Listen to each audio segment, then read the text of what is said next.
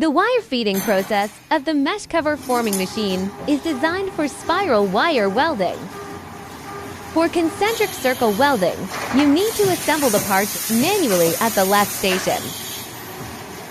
Taking 960 millimeters as an example, machine output 3260 PCS per day winding, 40 sets. Assembly 2 to 3 minute welding, 3.5 minute. Manual output only 6 to 8 PCS per day. Common fan sizes 630 to 980 millimeters, max 1250 millimeters. Saves for 0.5 workers and improves efficiency by 5 times. This machine is equipped with 2 welding methods, projection welding and staggered welding. This machine has 2 customizable components. Electrodes are customized according to shape and angle, including upper electrode and lower electrode. Tooling molds are customized based on size and shape to fix the fan guard.